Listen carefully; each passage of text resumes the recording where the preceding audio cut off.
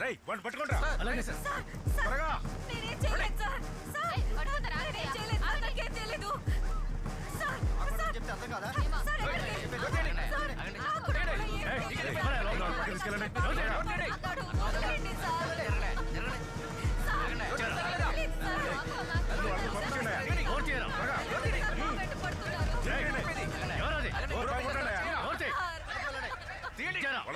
పెడతాను సార్, మమ్మల్ని వదిలేయండి. వాళ్ళు కూడా ఏంటి? వాడే తప్పు ఎంతసేపు చేయలేదు. పట్టుకోండి. వదిలేయండి సార్. నీకు చెప్పది ఆగు. అయ్యో, ఆగు అంటే. ఆగు. సార్, వెళ్ళకూడదు అలాగా. ఆగు. సార్, వదలండి. ఆగు. వదలండి. వదిలిపెట్టండి. నేను లోపలికి వెళ్ళాలి. వదలండి. అయ్యో, అయ్యో. అమ్మా రండమ్మా వెనక్కి రండమ్మా. ఎంత పని చేసావురా? నన్ను ఇలా అన్యాయం చేసి వెళ్ళిపోయావేంట్రా?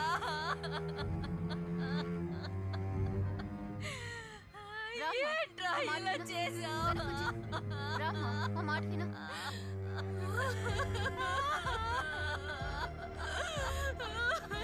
సత్య,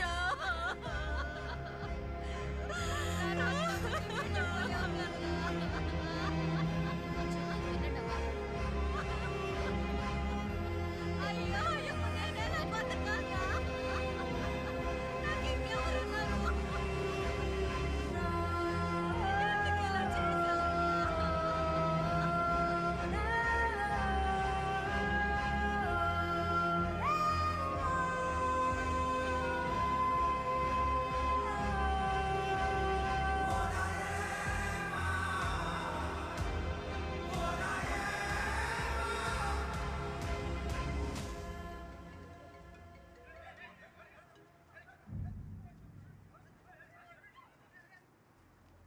హలో. ఈ 2 రోజుల్లో నీ లైఫ్లో జరిగినవన్నీ కూడా వెనకాల వేలాడుతున్నాడే వాడు చావుతోనే ముగిసిపోయింది. తారా అని ఆ డ్రైవర్ కాల్ చేయడం, అది పోలీసులు కనిపెట్టడం, వాడు అవమానంతో సూసైడ్ చేసుకున్నాడు. Case closed. నీకెలాగో మ్యారేజ్ ఫిక్స్ అయింది కదా, ఆ అమ్మాయిని మ్యారేజ్ చేసుకుని హ్యాపీగా లైఫ్ని లీడ్ చేయి. లేదు దీని వెనక ఎవరున్నారు, ఏం జరిగింది అని సిబిఐ డ్యూటీ చేయాలని ట్రై చేసేవనుకో, నెక్స్ట్ వేలాడేది నువ్వే.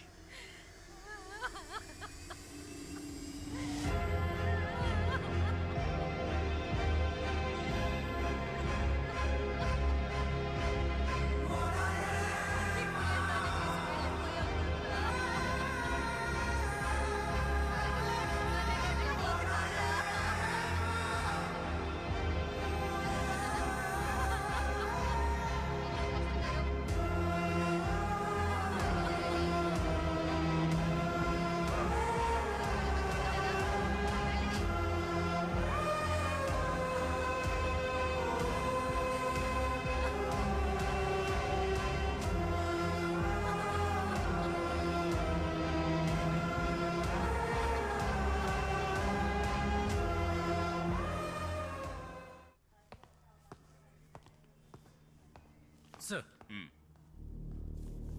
ఇదే సార్ కోర్టుకు సబ్మిట్ చేయాల్సిన కేసు ఫైల్.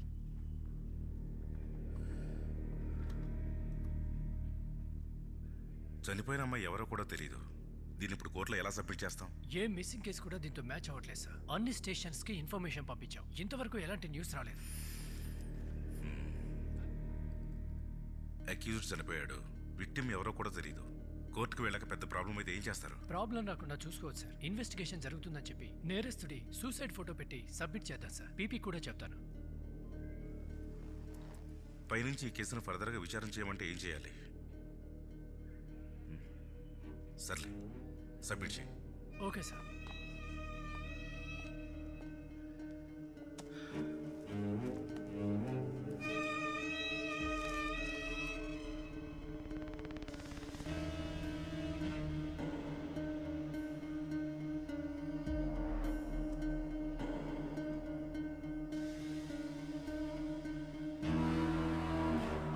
తెలియని అమ్మాయికి హెల్ప్ చేయబోయి ఇప్పుడు నువ్వు ఎరుకున్నావు చూడు. ఇంత జరిగిన వాడు నీకు ఫోన్ చేసి బెదిరిస్తున్నాడంటే వాడు మామూలుడు కాదు. వాడు చెప్పినట్టుగా విని ఎందులో ఇన్వాల్వ్ అవ్వకుండా మూసుకొన్నాడు. వాడు 2 హత్యలు చేశాడు. అందులో ఒక అమ్మాయి నా ఇంట్లోనే చనిపోయింది. ఏమీ తెలియని ఒక ఇన్నోసెంట్ని ఆత్మహత్య చేసుకునేలా చేశాడు. దీనికి నేనే కారణమని నాకు గిల్టీగా ఉంది. ఇంత జరిగాక కూడా వాడు నన్ను చంపుతానని బెదిరిస్తే నేను మూసుకుని కూర్చోవాలా? ఓ పోయి పీకు. ఇంత తెలివిగా ఒకడు క్రైమ్ చేశాడంటే దీని వెనుకున్నాడు ఒక పెద్ద క్రిమినల్ అయి ఉంటాడు. దయచేసి దీని ఇంతటితో వదిలే. నీ లైఫ్ గురించి ఆలోచించుకో.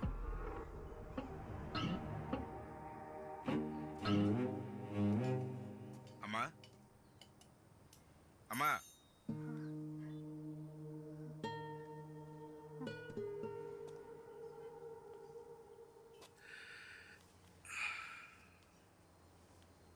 ఈరోజు మీ అబ్బాయి కేసు క్లోజ్ చేశాం.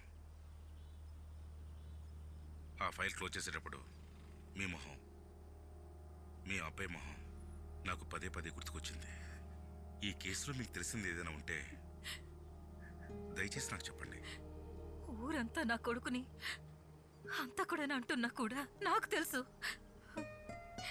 నా కొడుకు నిరపరాధని. ఇంత జరిగాక అబద్ధం చెప్తే ఏమవుతుంది సార్? పోయిన నా కొడుకు తిరిగి వస్తాడా చెప్పండి? ఆ రోజు ఇక్కడికి వచ్చిన వాళ్ళందరూ మమ్మల్ని హంతకులని ముద్ర వేశారు. కానీ ఆ రోజు ఏం జరిగిందో ఎవరికీ తెలీదు.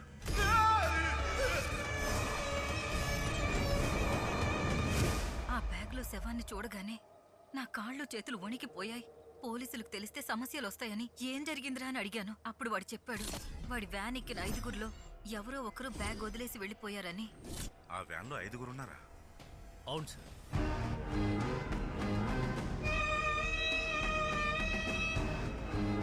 ఆ వ్యాన్ డ్రైవర్కి ఇంతకుముందు ఎన్నోసార్లు వార్నింగ్ ఇచ్చా సార్. ఆ రోజు వాడిని పట్టుకున్నప్పుడు ఫైన్ కూడా వేసి పంపించాను. ఆ వ్యాన్లో ఒక అమ్మాయి కూడా ఉంది సార్. ఎంత ఏజ్? ఒక 28-29 ఉంటుంది సార్. ఆ అమ్మాయి దగ్గర ఏమైనా డీటెయిల్స్ తీసుకున్నారా? పెద్ద ప్రాబ్లం ఏం లేదు కదా అని. పెద్ద ప్రాబ్లం ఏం లేదని మీరే డిసైడ్ అయ్యారా? మీ యూనిఫామ్ మీద గౌరవం ఉంటే ఆ 5గురు డీటెయిల్స్ నా టేబుల్ మీద ఉండాలి. ఓకేనా? సరే సార్. ప్యాసింజర్ని ఎక్కడ ఎక్కించుకున్నాడు? మధురా నగర్ సార్. వినోద్ అని ఒక అతను సూసైడ్ చేసుకున్నాడు కదా? అవును సార్. ఆ బండికి ప్యాసింజర్లు ఎక్కించేది ఎవరు? అదిగో అక్కడ ఉన్నాడు సార్. అతనా? అవును సార్. వాడి పేరేంటి? కుమార్. రేయ్ సార్. నువ్వేనా కుమార్ అంటే? అవును సార్.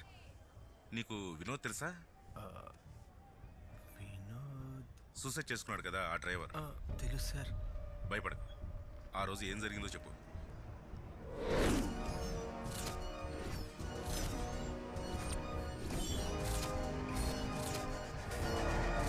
వ్యాన్లో ఎక్కిన వాళ్ళలో ఎవరైనా నీకు తెలుసా?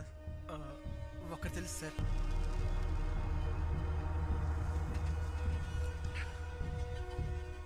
ఈ ఊళ్ళోనే పెద్ద మార్కెట్ ఉండగా నువ్వెందుకు మధురా నగర్ దాకా వెళ్ళావు? అక్కడ మా బామర్ది షాప్ ఉంది సార్. కొంచెం రేట్లు తక్కువగా ఉంటాయి సార్. వ్యాన్లో వచ్చిన వాళ్ళలో ఎవరైనా తెలుసా నీకు? ఎవరూ నాకు తెలియదు సార్. కానీ ఆ రోజు సార్ అది పెద్ద ప్రాబ్లం అయింది సార్. అతను నీకెలా తెలుసు? షుగర్ ఫ్యాక్టరీలో మా అక్క కొడుకుతో పాటు పనిచేస్తుంటాడు సార్. ఎప్పుడు తాగుతూనే ఉంటాడు సార్.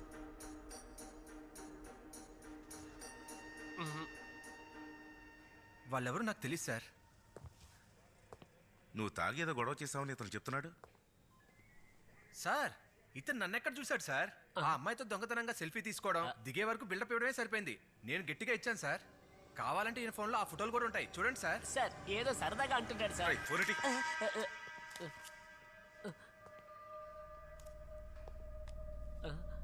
లాక్ ఓపెన్ చేయి. ఇదిగోండి సార్.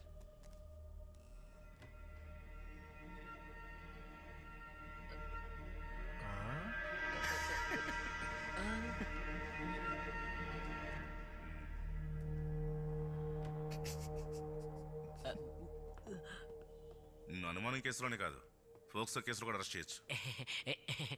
ఏదో సరదాగా తీశాను సార్. నా ఫోన్ ఇవ్వండి సార్. చంపుతారా కొడక? సార్ ఈ అమ్మాయి ఎవరు? సార్ ఈ అమ్మాయే సార్. ఈ అమ్మాయిని ఏం చేసావురా? సార్ నేను అలాంటి వాడిని కాదు సార్. అంత పెద్ద పెద్ద పనులు నేను చేయను సార్. నన్ను వదిలేయండి సార్.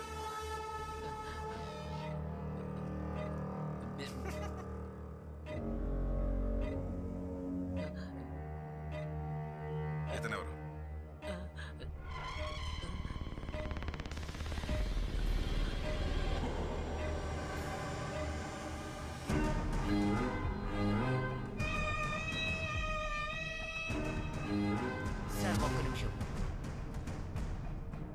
పోలీసులు ఎంక్వైరీ కోసమని రమ్మంటున్నారు సార్.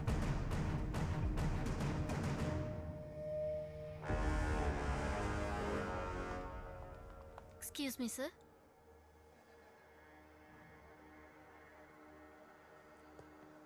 ఇతను తెలుసా మీకు? పోయిన శుక్రవారం వికారాబాద్కి ఈయనతో పాటు వెళ్ళారా?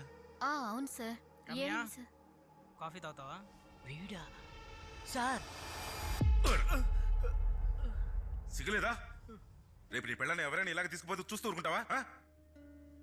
చదువుకున్నారు కదా, మంచి పొజిషన్ ఉన్నారు కదా, మీ స్థాయికి తగ్గట్టు ప్రవర్తించారా? ఒక అమ్మాయిని మర్డర్ చేసి వేళ్ళ పడేశారు. ఎవరో ఏంటో తెలియక వెతుకుతున్నాం. మీరు ఇదే కంటిన్యూ చేస్తే మిమ్మల్ని కూడా వెతకాల్సి ఉంటుంది. ఎస్ఐకి మీ పేరు నెంబర్ ఇచ్చేయాలండి. ఏయ్, పిలిచినప్పుడు రావాలి. సరే సార్. పో.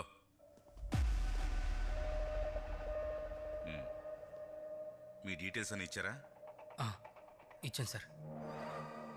మీ వెహికల్ వర్క్షాప్ నుంచి ఎప్పుడు తీసుకున్నారు? అది అది నెక్స్ట్ డే ఈవినింగ్ తీసుకున్నాను సార్.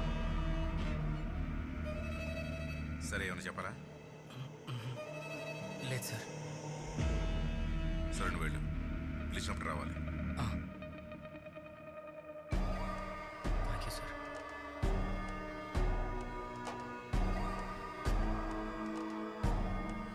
సార్, అడిగిన డీటెయిల్స్ అని చెప్పాం కదా, ఇక వెళ్ళొచ్చా సార్?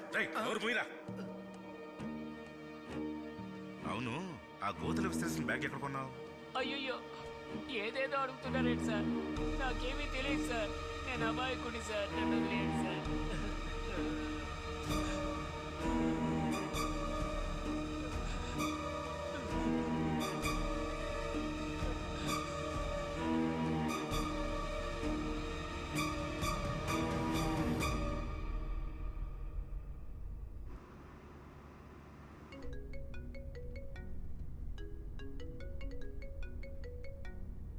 హలో. స్టేషన్ నుండి బయటకు వచ్చావా? ఎక్కడున్నా? సుబ్రహ్మణ్యేశ్వర స్వామి గుడి దగ్గరికి వస్తున్నా. వెంటనే ఇంటికి రా, అర్జెంటుగా మాట్లాడాలి. ఏమైంది? నువ్వు రా, నేను చెప్తాను. ఓకే, వస్తున్నా.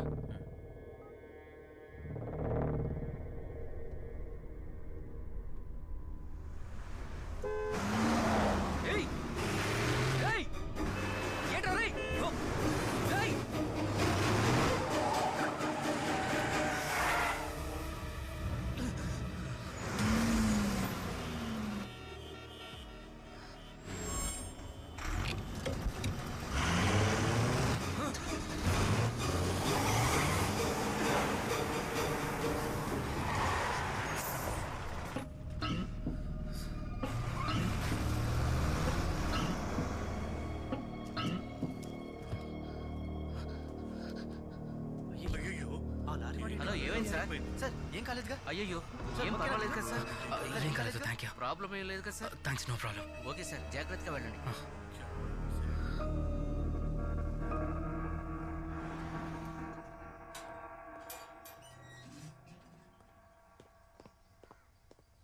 ఏమైందిరా? Are you okay? రే, నాకేం కాలేదు. నువ్వెందుకు నన్ను అర్జెంటుగా రమ్మన్నా? నాకు ట్రాన్స్ఫర్ ఆర్డర్ వచ్చింది. కరీంనగర్ 2 hours బిఫోరే వచ్చింది. ఓకే, అందుకేనా నువ్వు నన్ను వెంటనే రమ్మన్నా? నిన్న నా భార్య కొడుకు మార్కెట్కి వెళ్ళారు. సడన్ గా బాబు కనబడలేదు. అయ్యో, మా బాబు ఎక్కడ? చుట్టుపక్కల ఏమండి? ఎక్కడ మా బాబు వెతికినా చూసారా? కనబడలేదు. మా బాబు చూసారా? కాసేపటి తర్వాత ఈ లెటర్తో వచ్చాడు.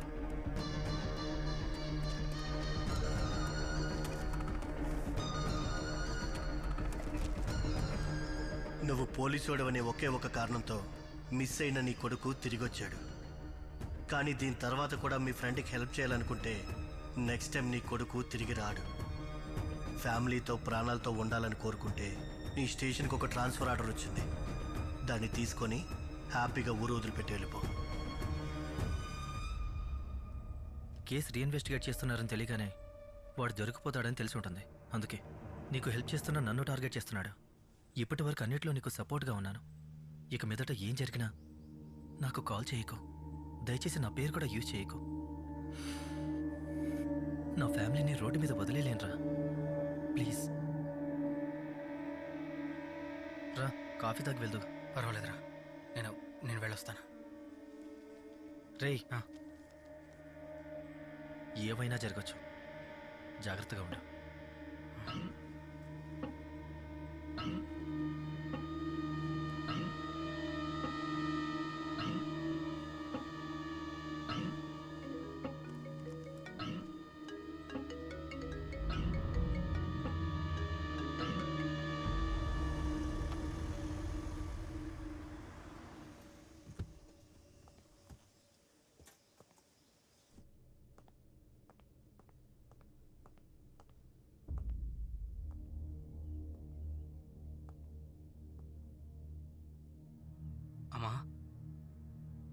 ఏమైంది మావయ్య? ఎందుకు ఇక్కడికి రమ్మని చెప్పారా?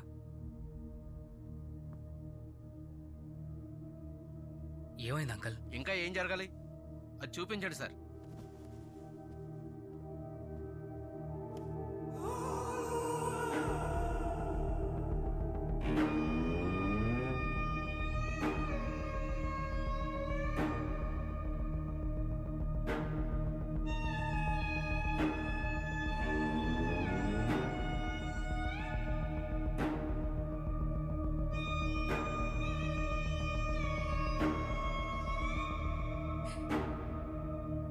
అమ్మా, నేను ఏ తప్పు చేయలేదమ్మా. దొరికిపోయాక అందరూ ఇలాగే మాట్లాడతారు.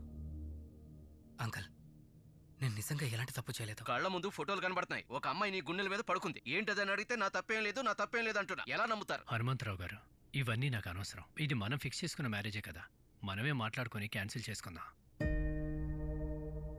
నిజంగా నేను ఏ తప్పు చేయలేదు అంకల్. మాకు ఈ సంబంధం అవసరం లేదు. సరైన నిర్ణయమే సార్. మీరు మంచివాళ్ళు కావడం వల్ల డీసెంట్ నిర్ణయం తీసుకున్నారు. లేదంటే చాలా పెద్ద గొడవ జరిగేది. వాడు చేసిన తప్పుకి నేను క్షమించమని అడుగుతున్నాను. తలదించుకునేలా చేశా. ఇక నుంచి అమ్మను చూడటానికి వస్తానో ఆస్తులు చూసుకోవడానికి వస్తానని మాత్రం ఇంటికి రాకు. వస్తాను సార్. సరేనండి. అమ్మా, అమ్మా, ఒట్టే చెప్తున్నా నేనే తప్పు చేయలేదు.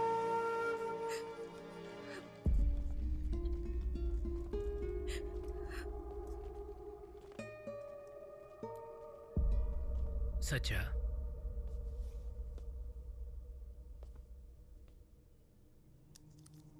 ఇది మీ దగ్గరికి ఎలా వచ్చింది అంకల్? ఎవరో ఒక పుణ్యాత్ముడు ప్రియాకి కొరియర్లో పంపించాడు. ఒక్క నిమిషం. ప్రియాకి నువ్వు ఇచ్చిన గిఫ్ట్.